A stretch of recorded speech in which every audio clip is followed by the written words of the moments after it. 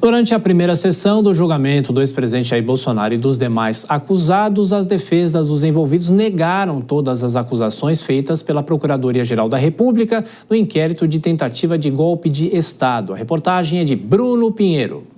Logo pela manhã, a segurança foi reforçada nas imediações do Supremo Tribunal Federal. Acompanhados pelos agentes de segurança, os cães da Polícia Judicial realizaram uma completa varredura no edifício do STF. Assim, a primeira turma da corte iniciou o julgamento que analisa a denúncia contra o ex-presidente Jair Bolsonaro e outros 7 acusados de participação na tentativa de golpe de Estado em 2022. Jair Bolsonaro assistiu ao julgamento acompanhado por deputados e senadores. Os advogados de defesa de Bolsonaro e de outros 7 réus envolvidos na denúncia apresentaram suas argumentações em cerca de 2 horas e cada um recebeu 15 minutos. Durante a leitura do documento que lista os crimes cometidos por Jair Bolsonaro e os demais acusados, o relator do processo, ministro Alexandre de Moraes, afirmou que foram feitos ataques coordenados ao Estado Democrático de Direito. Os advogados dos acusados negaram as acusações formuladas pela Procuradoria-Geral da República. Celso Vilardi, advogado de Bolsonaro, contestou o vazamento da delação de Mauro Cid, ex-ajudante de ordens do ex-presidente. Em delação, Mauro Cid afirmou que Jair Bolsonaro recebeu a minuta de golpe de Estado, que detalhava interferência no judiciário, executivo e decretaria novas eleições. Porque, na verdade, não é o Estado que foi buscar as palavras de corroboração dele. O Estado foi buscar as provas de corroboração do que ele disse. É o contrário. O Estado trouxe indícios e ele se adequa aos indícios trazidos pelo Estado. É completamente o inverso.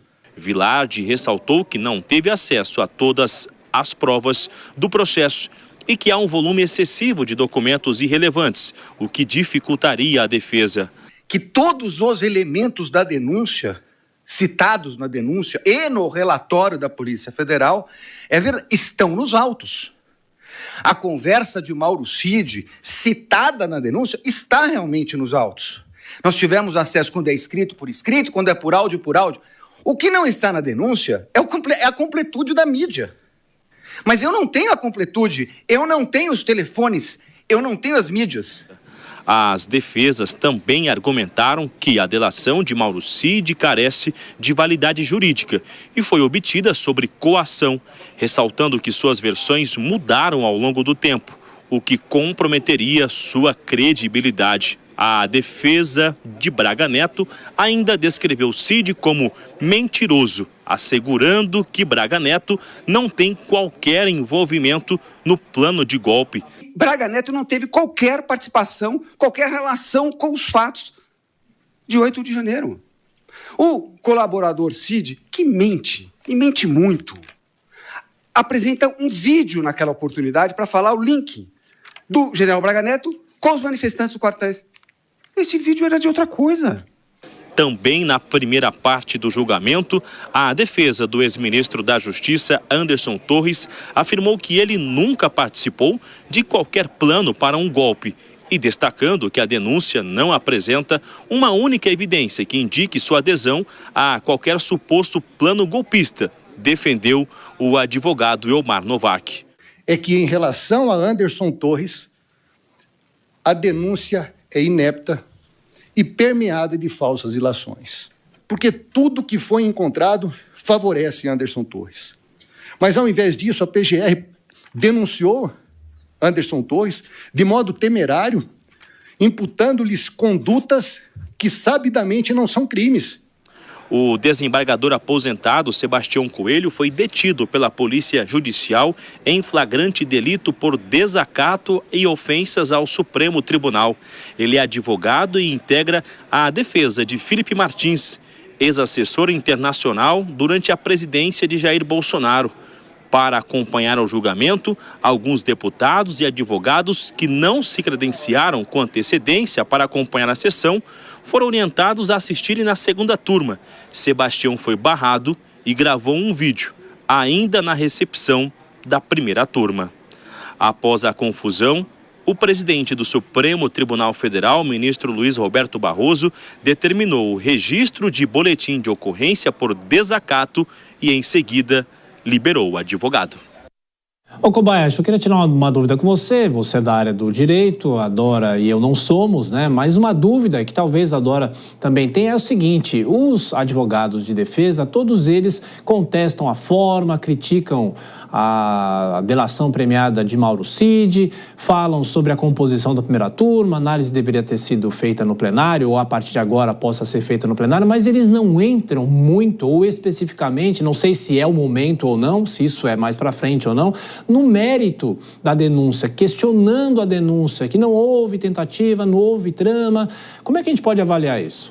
É esperado, Tiago, porque nesse momento, nesse julgamento, se há ou não recebimento da denúncia, o que cabe à defesa é demonstrar que não há ali o preenchimento dos requisitos da denúncia, ou seja, os mínimos indícios. E se há indícios, se são baseados em provas lícitas, provas que devam ou não ser admitidas. E se há indícios que se podem ou não ser apreciados pelo Supremo Tribunal Federal, que seria, segundo a maior parte das manifestações da tribuna, incompetente para julgar o caso, seja o próprio Supremo, seja a primeira turma, seja alguns dos integrantes desta primeira turma que tiveram ali as alegações de suspeição feitas pelos advogados. Então, neste momento, são essas as questões em julgamento mesmo, as chamadas preliminares e as nulidades apontadas. Foram diversas, justamente porque o mérito, este fica reservado para um eventual julgamento posterior, depois de uma dilação probatória. O que é isso?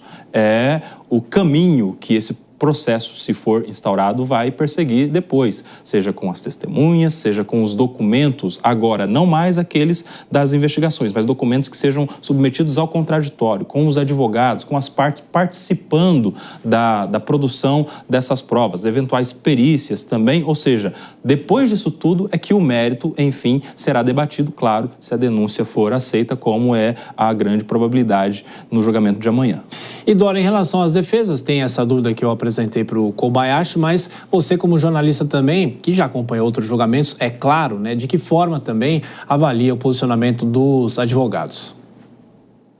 Olha, ali eles falaram muito da delação do Mauro Cid, né, inclusive pedindo para que fosse derrubada e contestando.